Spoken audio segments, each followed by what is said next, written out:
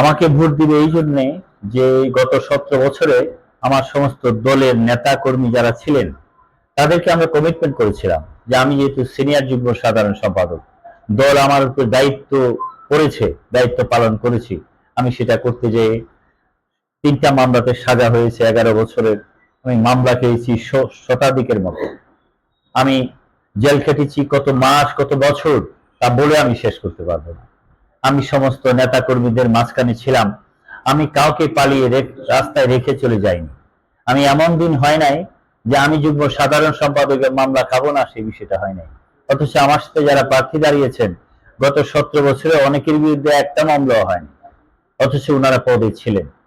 পুলিশের সাথে আপোষ করে কোনো দান্দাবাজি করে রাজনীতি করব, মাঠে থাকবো, এটা আমার মাথায় চিন্তাই ছিল না। এই জন্য নেতা কর্মীরা মনে করে যে এই দলের সবচেয়ে বিশ্বস্ত মানুষ আমি, আপোষহীন মানুষ আমি। বেগম খালেদা জিয়ার মতো আপোষহীনতা আমাদের মধ্যে আছে, শহীদ জিয়ার আদর্শ আমার মধ্যে আছে। আমাদের প্রিয় নেতা তারেক রহমান যে কথা বলেছেন যে মাঠে যিনি ছিলেন, মাঠে যারা কাজ করেছেন তাদের মধ্য থেকে আমরা সবকিছু বের করে নিয়ে আসবো। সেই অবস্থান থেকে আমার কাছে মনে হয় যে আমাদের 2100 কাউন্সিলর, সমস্ত উপজেলা জেলা নেতৃবৃন্দ যারা রাজপথে ছিলেন তাদেরকেই বেছে নিবেন। সেখানে আমার কাছে মনে হয়েছে আমি সবচেয়ে যোগ্য মানুষ। তারপরেও যদি আমার চেয়ে আরো কোনো যোগ্য থাকে সেটা ভোটারদের বিবেচনার বিষয়। তবে আমি প্রত্যাশা করি আমাকে যেন 20 তারিখ সবাই ভোটাররা যেন স্মরণে রাখে, আমার জন্য দোয়া করে ভোট দেন এবং সুন্দরভাবে যাতে সমাপ্তি হয় সেটা আমি প্রত্যাশা করি। ধন্যবাদ আপনাদেরকে। ধন্যবাদ সাংবাদিক ভাইরা যারা আসছেন, সকাল থেকেই তো সাংবাদিকদের মুখোমুখি। আর আমিও সাংবাদিক বান্ধব মানুষ, এটার মধ্যে আমার ধরা। আমি দৈনিক কিশোরগঞ্জের সম্পাদক ছিলাম, আছি। আমার ওই সময় সেই সাংবাদিক মারুফা আহমেদ, সাংবাদিক সোহেল চৌধুরী, সাইফুল মালেক চৌধুরী, তাদেরকে নিয়েই আমরা ওইটা প্রতিষ্ঠা করেছিলাম। যার আমি আপনাদেরই মানুষ। আপনাদের এই প্রস্তুতির বিষয়ে শুধু আমি এতটুকু বলি যে আসলে একটু বৃষ্টি যাচ্ছে, মৌসুমটা একটু ডিসফেভারে যাচ্ছে আমাদের। ডিসফেভার বলবো না, আসলে বৃষ্টির মৌসুমে বৃষ্টি না হইলে এটা আশীর্বাদও হয়ে আসে না। আমার কাছে মনে হয়েছে যে বৃষ্টিটা হচ্ছে আমাদের সম্মেলন উপলক্ষে, এটা আশীর্বাদই। আর আল্লাহ যা করেন উনি তো ভালোই করেন। আমরা প্রস্তুতি মোটামুটি শেষ হয়েছে। আজকে ওই স্টেডিয়ামে ঘুরে এসেছি, আমি একটু আগেও আপনাদের জানিয়েছি কি অগ্রগতি হয়েছে। সমস্ত কার্যক্রম সঠিক সময়ে চলবে। আর অনেকদিন পরে আমাদের আসলে এই সম্মেলন। আমাদেরকে অনেকে দোষারোপ করেন, বলেন যে আমরা নাকি বিএনপিতে গণতান্ত্রিক চর্চাটা করি না। আমাদের নেতা অ্যাক্টিং চেয়ারম্যান তারেক রহমান সাহেব ঘোষণা করেছেন যে বাংলাদেশের সমস্ত জায়গাতে এখন কাউন্সিল হবে, ভোটাভুটির মধ্য দিয়ে হবে, এবং এই নির্বাচন কমিশনার হবে আমাদের মধ্য থেকে। ভোট নেব আমরা, সবকিছু করবো। এই পর্যন্ত প্রায় 300 থেকে 400 উপজেলায় 40 থেকে 42টা জেলায় সম্পন্ন হয়েছে। একটা জেলায় একটু প্রবলেম হয়েছে, আর কোথাও হয় নাই। আমরা বুঝাইতে চাচ্ছি যে আসলে নির্বাচন কমিশনারও নিরপেক্ষতার প্রয়োজন অত পড়ে না যদি প্রার্থী নিরপেক্ষ হয়। প্রার্থী যদি তারা মিলেমিশে একসাথে কাজ করে, যেটা গণতন্ত্রের ভাষা, তাইলে আসলে এত সমস্যার প্রয়োজন পড়ে না। সেটা আমরা প্রমাণ করেছি। আগামী 20 তারিখে কিশোরগঞ্জে সেটা আমরা প্রমাণ করব। ইতিমধ্যে আমাদের অনেক ভাই নির্বাচনে দাঁড়িয়েছেন।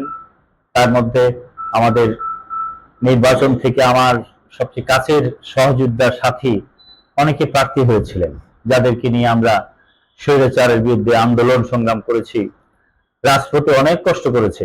এর মধ্যে বিশেষ করে আমার সদর উপজেলার সাধারণ সম্পাদক ইসরাইল সাহেব, আমার গুলবাই কলেজের ডিপি ছিল, উনি ইতিমধ্যে তার সাধারণ সম্পাদক পদ থেকে প্রত্যাহার করেছেন।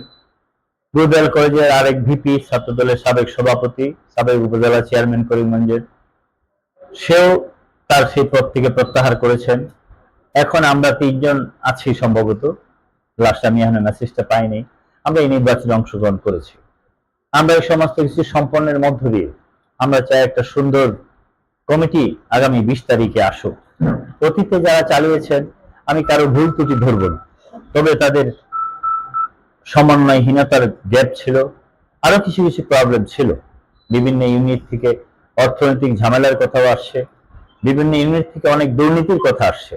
সেগুলি আমি বারবার তদন্ত কমিটি করতে বলেছি, এগুলি হয় নাই। তদন্ত কমিটিও সেগুলো ইনশাআল্লাহ আসলে পরে 20 তারিখের পরেই আমরা সেই সমস্ত তদন্ত কমিটি করে সেগুলো বের করব। আমরা এই সমস্ত কিছুর মধ্য দিয়ে আমাদের সভাপতি প্রার্থীও দুজন হয়েছেন, সেখানে আমাদের একজন আছেন কিশোরগঞ্জে, যিনি বসবাস করেন, সবসময় থাকেন। তার সাথে আমার নারী সম্পর্ক প্রায় 42 বছর যাবত একসাথে আমরা পলিটিক্স করেছি। ছাত্র জীবনে উনি আমাদেরকে উৎসাহ দিয়েছেন। ছাত্র দল প্রতিষ্ঠা করার জন্য উনি ওনার পরিবার যে ভূমিকা রেখেছেন, বিশেষ করে তার সুমন্দি জিল্লুর রহমান পুলিন আমার ছাত্র দলের তৎকালীন সিনিয়র ভাইস প্রেসিডেন্ট ছিলেন, তার আত্মীয়। আর উনিও দলের সহসভাপতি, উনি ইতিমধ্যে সভাপতি প্রার্থী হয়েছেন। আমিও তার সুস্বাস্থ্য এবং দীর্ঘায়ু কামনা করি এবং উনি যেন নির্বাচন ভালো করে করেন। আরেকজন প্রার্থী দাঁড়িয়েছেন যিনি আমাদের সভাপতি ছিলেন, তারও আন্দোলন সংগ্রামের ভূমিকা রয়েছে, অনেক নিজামত দল করতেছেন। উনি কিশোরগঞ্জে আসলে সময় অতটা দিতে পারেন না সঠিকভাবে, কারণ যেহেতু উনি বড় মানুষ, বড় নেতা, উনি বিভাগীয় ময়মনসিংহের দায়িত্বেও আছেন বিভাগীয় সাংগঠনিক সম্পাদক হিসাবে। তারপরেও এমন যোগ্য নেতা যিনি এই যে দলকে চালিয়েছেন, তিনিও সভাপতি প্রার্থী হয়েছেন। সমস্ত ভোটাররা সেটা বিবেচনা করবে কাকে কি করবে। আমরা প্রত্যাশা করি এই সুন্দর সমস্ত কাজ সমাপ্তির পরে সুন্দর একটা সম্মেলন উপহার দেওয়া হবে। এই কথা বলে জেলা বিএনপির পক্ষ থেকে আপনাদেরকে ধন্যবাদ দিয়ে, আমার ব্যক্তিগত পক্ষ থেকে ধন্যবাদ দিয়ে আপাতত আপনাকে ধন্যবাদ জানাই। আপনাদের কোনো প্রশ্ন থাকলে প্রশ্ন করতে পারেন। আপনি সাধারণ সম্পাদক প্রার্থী হয়েছেন আমরা জানি, আপনি কতটুকু মনে করেন যে এই কাউন্সিলটা সুষ্ঠু নিরপেক্ষ? আমি তো আশাবাদী যে শহীদ জিয়ার দল একটা সুশৃঙ্খল দল। এই দলে আসলে উচ্ছৃঙ্খলতার সুযোগটা কম। তারপরেও এই দলটা অনেক বিশাল হওয়াতে আর আওয়ামী লীগ এইভাবে পলায়ন অবস্থায় যাওয়াতে, পালানোর পরে কিছু হাইব্রিড আমাদের দলে ঢুকে যাচ্ছে, যারা আওয়ামী লীগের সময় আওয়ামী লীগ করেছে, আব্দুল হামিদ সাহেবের পিছনে ঘুরেছে, তার ছেলে তুহিনের পিছনে ঘুরেছে, তার ছেলে তৌহিদের পিছনে ঘুরেছে, আওয়ামী লীগের দালালি করে বেঁচেছিল। এখন কোনো না কোনো সুযোগে তারা ঢুকে যাচ্ছে, তারা কিছু বিশৃঙ্খলার সৃষ্টি করার চেষ্টা করতেছে এবং হচ্ছেও। আমরা সেগুলোও দেখে আমাদের দলেও যদি এমন কোন দুর্বৃত্ত থাকে, সেগুলি আমরা প্রতিহত করে একটা সুন্দর সম্মেলন উপহার দিব ইনশাআল্লাহ।